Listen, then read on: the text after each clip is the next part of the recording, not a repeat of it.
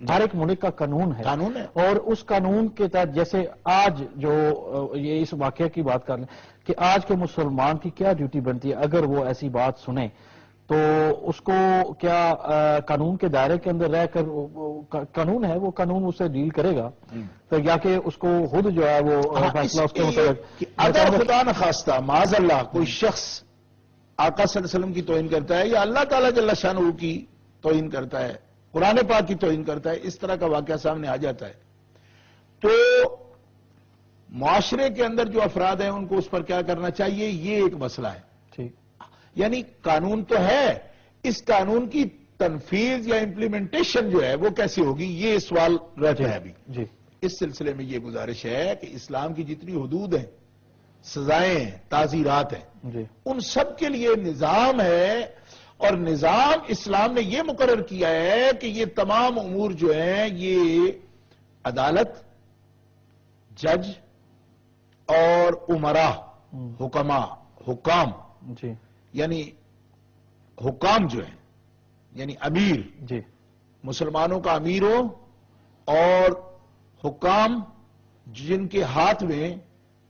تمام معاشرے کی باغ ڈور ہے اور ان کے پاس تنفیذ کی قوت ہے کہ وہ امپلیمنٹ کر سکتے ہیں ان قوانین کو اچھا دیکھیے کہ کوئی چور چوری کرتا ہے تو اسلامی حدود میں یہ ہے کہ وہ سارے کا تو فتح ہوا ہے دیا لیکن قطع ید کا حکم کہ ہاتھ کاٹ دو ہاتھ کاٹنے کا مطلب یہ نہیں ادھر چوری ہوئی ادھر آپ نے گلی میں کھڑے ایک ٹوکا لگا لیا ہے جو آ رہا ہے آپ اس کو ہاتھ کاٹے جا رہے ہیں اس طرح ہوگا تو جس کا آپ نے کاٹا ہے اس کے ساتھ اگر طاقت ہے 10 آدمی ہے تو آپ کا کاٹ دے گا ہمارے پاس صرف 2 منٹ ہے تو انارکی پھیل جائے گی معاشرے میں انارکی پھیلانا یہ مقصد نہیں ہے اچھا اب یہ ہے کہ اگر کسی شخص نے معاذ اللہ گستاخی کر لی تو اس کی سزا کا نظام جو ہے وہ عدالت کے پاس ہے عدالت کے پاس ہے اور عدالت جو ہے باقاعدہ جرم کا ثبوت دیکھے گی دیکھیں نا یوں تو کسی پر الزام بھی دیا جا سکتا ہے کہ اس نے گستاخی کی ہے سب سے پہلے اس کی تحقیق تفتیش بیانات وہ خود جو متکلم ہے جس نے بات کی ہے اس کو بھی موقع دیا جاتا ہے کہ وہ اپنا مدعا بیان کرے کہ آیا تو نے ایسا کیا نہیں کیا کیوں کیا کیا مقصد تھا تیرا تمہیں معلوم نہیں ہے کہ یہ قانون کتنا سخت ہے یا کیا اس کا تقاضا کیا ہے اس کو بیان اس سے لیا جا سکتا ہے لینا ضروری ہے گواہی اس پر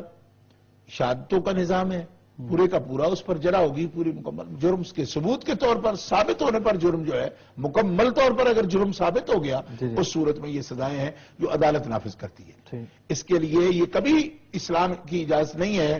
کہ ان سزاؤں کو جو بندہ بھی کہیں سنے یا دیکھے تو ان سزاؤں کو خود جاری کر دے کیونکہ اس سے کوئی معاشرہ جو ہے وہ پنپ نہیں سکتا اور معاشرہ جو ہے کوئی اچھی روایات قائم نہیں کر سکتا اور قصاص کا قانون دیت کا قانون یہ سارے قوانین ان النفس بالنفس والعین بالعین والانف بالانف والاذن بالاذن والسن بالسن قرآن مقدس میں ساری سزاؤں کو بیان ہے کہ جان کے بدلے جان ہے آنکھ کے بدلے آنکھ ہے ناک کے بدلے ناک ہے سب بیان ہوا ہے نا کان کے بدلے کان ہے لیکن کرے گا کون ان سزاؤں کو نافذ کرنے کا اختیار حکام کو ہے